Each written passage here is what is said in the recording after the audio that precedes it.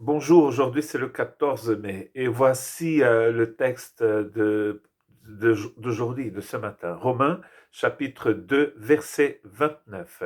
La vraie circoncision est celle du cœur, selon l'Esprit de Dieu. Voilà, nous étions donc dans un bateau hier et avant-hier aussi. Ce monsieur qui pense pouvoir euh, être un marin parce que son ancêtre était lui-même un navigateur, donc du coup, il peut le faire. Il essaie de tout imiter. Il a peut-être acheté un chapeau comme celui de son grand-père, de son ancêtre. Il a le tatouage là. Bon, il a tout. Et il peut peut-être aller naviguer. Mais on va se rendre compte que même quand on est un grand navigateur, quand on sait manœuvrer un bateau ou même euh, un avion, on est pilote, on comprend en fait en lisant ce texte des Écritures que le seul à pouvoir vraiment naviguer avec nous, c'est le Seigneur. En tout cas, en ce qui concerne la vie. Nous sommes très, très limités finalement. Nous connaissons très, très peu de choses de ce que va nous arriver demain. D'ailleurs, nous connaissons, nous ne savons rien du tout. Un petit microbe peut dévaster la planète, comme c'est le cas en ce moment avec le Covid-19. Nous sommes des êtres qui sont finalement très limités. Et en ce qui concerne les affaires de l'esprit, là, nous sommes incapables de guider notre vie sur cet océan incroyable qui est notre existence. Et donc, en fait, ce que l'Évangile nous propose, c'est autre chose. Il nous propose une circoncision faite par Dieu lui-même dans notre cœur. La circoncision physique, elle est faite par les hommes, n'est-ce pas? Mais cette circoncision dont nous parle Romains chapitre 2, verset 29, elle est faite par Dieu. Et chose étonnante, c'est que cela, en fait, vient de l'Ancien Testament. Dans le livre de Deutéronome, chapitre 30, verset 6, c'est écrit, c'est Moïse qui parle, l'Éternel, ton Dieu, circoncira ton cœur et le cœur de ta postérité. Et tu aimeras l'Éternel, ton Dieu, de tout ton cœur et de toute ton âme, afin que tu vives. L'Éternel, ton Dieu, va lui-même circoncire votre cœur. C'est une promesse, donc, dans l'Ancien Testament. Je trouve ça très joli parce que c'est après la circoncision du cœur, c'est-à-dire après que Dieu ait circoncis notre cœur, après que Dieu ait changé notre cœur, que nous allons pouvoir vraiment l'aimer et que nous pouvons pouvoir vivre. C'est ce qu'ils disent, afin que tu vives.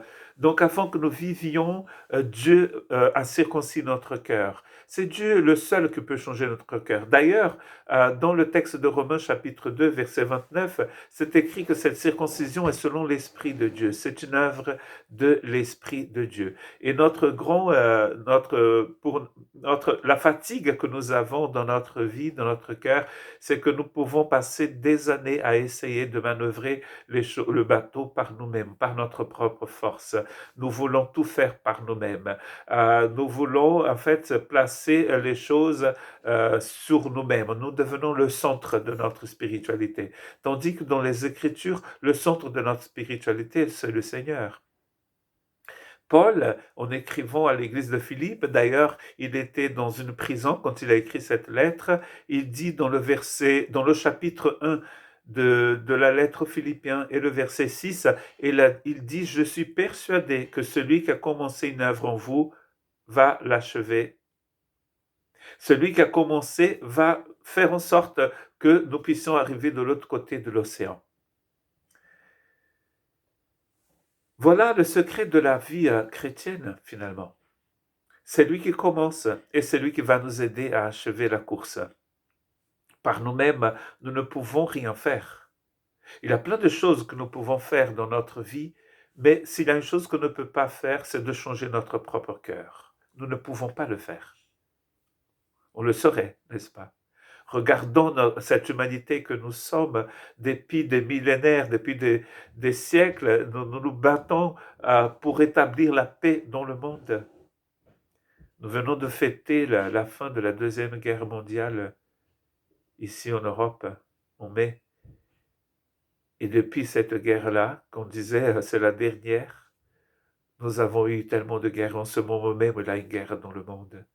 Mais même cette guerre, ce conflit, ces conflits que nous avons entre nous, avec moi-même et avec vous, les uns avec les autres, quand Dieu nous donne le commandement de nous aimer les uns les autres, il dit cela à ses disciples, n'est-ce pas? Il dit cela à des gens dont le cœur a déjà été circoncis par le Seigneur.